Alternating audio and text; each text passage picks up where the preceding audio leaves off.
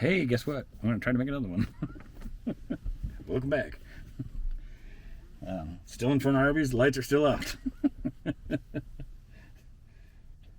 And you can still pray any old way you want. As long as you're talking to God, you're doing it right. That's what I say. So, I don't know what we're going to talk about now. But I felt the urge to turn it right back on and start again. I started getting silly on the last one. Some of my little goofy jokes about the Wi-Fi cutting in and out here at Arby's in the middle of the night because of a bird flying through the middle there breaking up my signal.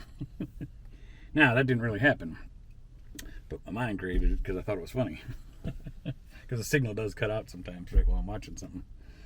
And in the morning, I see those birds sitting out there. Some of them in the branches, some of them on the grass looking at me. Cheeping with a giggle. Cheep, cheep, cheep, ha, ha, ha. So, yeah, just being a little silly there. Silly here. I don't got too many cars in here tonight. There is a pickup truck with a pull-behind trailer here tonight, over there. And I haven't been here for a few days, and I'm glad. I'm glad I have not been here for a few days, because I was just not having an income and being stuck in one spot so much, you know. I worry about getting chased away, you know, like because it becomes an eyesore. Hey, that camper's always there, you know. What, do you think he owned the lot? No, I don't think I own the lot. Just leave me alone, please, and let me stay here for 10 more years. No, just kidding. Oh, God, please, I don't want to be stuck here for 10 years. That ain't going to happen. I know it ain't. But we're coming up on almost a year. Not being just stuck in this lot, but a year of me being here. Because God told me to come here, to this town. And I've been trying to get in the habit of saying this town, even though I know I've talked about the town before. But because I feel things could grow and get really big, if I say the town's name all the time, because I'm a pretty likable guy, people might just start filling this lot up really quick, and then I'd have myself a big problem. Because it's already been happening, you know. I mean, I know God sent me here, but I've been meeting so many people, which is wonderful. And I talk to them about God, and I tell them about how I'm here because God sent me up here. And that's probably why I met you and why we're talking right now, you know. Because we're getting along so well with everybody. But I've had days where it's just like, so many people show up. Like, let's all go around Darren's camper. You know, let's create a really big scene and a big bullseye, right? We'll put Darren's camper right in the middle. And I know they don't mean it that way, but that's kind of how I start feeling sometimes, because all of a sudden I get so many people gathering around because they all like to hang out with me, and that's great. It makes me feel good that way. I'd feel better if I had income going, because then I wouldn't be worried about, you know, if we get chased off or something, because then I can go wherever, you know, because I can afford the gas. Right now I can't afford the gas, so I get stressed out. And like one day, I had somebody ask me if we had so many people gathering together. Somebody asked me if they should go get some hot dogs and buns and stuff. Maybe we should start grilling for everybody. And I'm like, no. That just spiked my adrenaline. I can't be grilling, setting up a big old party grilling here and there a lot. You know, that's just like really asking to get scooted along. I said, now, if you guys really want to grill hot dogs and stuff, if you want to go over to the park at the lake or something where they got grills and stuff, I'm all game for that. Then we can all head over there. But no, I do not want to set up right here in the parking lot and start grilling up a storm, you know. If I would have said yes, it would have started happening. But I said, no. If everybody wants to grill, we can. If everybody wants to head over to the park, yeah, then I'll do that, even though I don't want to burn the extra gas. But, you know, it'd be a fun event, and I'll risk burning that extra gallon or two just to go hang out with everybody over there. But I wasn't about to start a grilling going on over here. If I'm going to do that, I'm going to have to get a wrap job done on the camper and make it look like a food truck.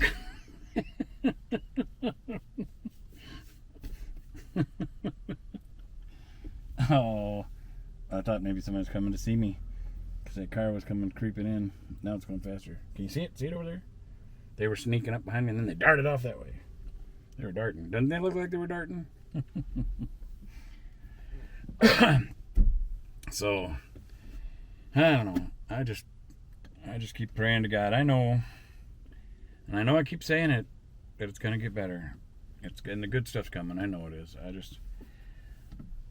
My human timing, or feeling of time, is not working with God's timing right now, because I've been feeling really frustrated again and burnt out, and I'm still very thankful for God providing to get me through the winter and everything, you know. But I'm still so stressed out. I mean, I've been through a lot. Anybody that's newer to the channel that doesn't know, I've had a whole bunch of family dynamics happen. The house I spent 7 years building and doing all kinds of nice stuff to for my mom. Everything got taken from me, and I'm starting my life over in a camper with nothing. I did work since it happened. It's all been in court and stuff, and I've still received zero. And because I got a really rotten brother, and I pray for him. And I shouldn't be talking about him like that, but he's not nice. So I have worked at a foundry since that all started, and for a while, and then I got called to come up here. If you go through my other videos, you catch up on what's all going on. I don't want to start talking about it too much because that's like a negativity thing, and I don't like talking negativity so much. But every now and then I start doing it in my videos, and I think it's because I need to vent to get it out of my system, you know. And it's good to vent, even for anybody that's listening. If you got anybody in your life that's close to you that you can trust or that you feel comfortable with, instead of holding stuff in, I mean, just depending on what the subject is or that, but you know, stuff that's bothering you, it's good to be able to find somebody that you can vent it to get it out, so it's not bottling up inside of you. Otherwise, it's like a pressure cooker. You know, you get all this just little thing that's bothering you, you don't get it out, and it just stays there, bugging at you, and then another thing, and another thing, and another thing. You know, as time goes on, and then it just starts building up, and then you're just so stressed out. If you learn how to let some of that stuff out, your stress level stays down, just like letting the pressure out of a pressure cooker, you know. That's why it's good to talk to God. Because God, you can trust 100%. So you can talk to God anytime you want, about anything you want. And you can just think it to Him. You know, you don't even have to talk it to Him. When I say that there's no special way to pray, if you're talking to God, you're doing it right. Well, it's the same thing even if you're thinking to Him. You know, and if somebody says something different, I'd argue with them about it. Because there's people out there that are saying maybe mute. They don't have vocal cords anymore. You know, does that mean they can't pray to God? What about somebody who's deaf and maybe can't speak that well, that does sign language? Just because that doesn't mean they got to sign to God. As long as if they think it, they can talk to God with thought. God can hear your thoughts. You know, so there's no wrong way to pray. You know, but myself, I have gotten into the habit of talking to God out loud. I did it when I was younger, and then I kind of quieted away from it because when I was younger and was close to God, and then I started hearing other people kind of ridiculing other people about, oh, them people over there, they're the Bible bangers, you know, or them are the Jesus freaks, you know, or whatever, you know. So as a little kid, when I was hearing people stereotyping and saying the Bible bangers are the Jesus freaks and whatever, you know, and I could tell it wasn't a nice thing. They were like labeling them, and that wasn't a happy way of labeling them. So then I just was kind of quiet to myself for a while because I was little, you know. But then I'd talk to God out loud in private more, you know, or something. Well, nowadays, I could be in the middle of a conversation with somebody, and if I got something to say to God right while I'm talking to Him, I'll just turn, I'll look up or turn right, or, you know, whatever direction I feel like where I want to direct it to God or that. Most of the time, I look up. And I don't know, sometimes to the left, sometimes to the right. I don't know why I do that. It's not always the same direction. I don't think, analyze myself a little different. But now I'll say something to Him, whatever I'm thinking. Did it the other day with my buddy Mike when I was talking to him. And something we were talking about, and then right in the middle of our conversation, I just looked up and said something to God about what we were talking about, and then went right back into my conversation, do that a lot.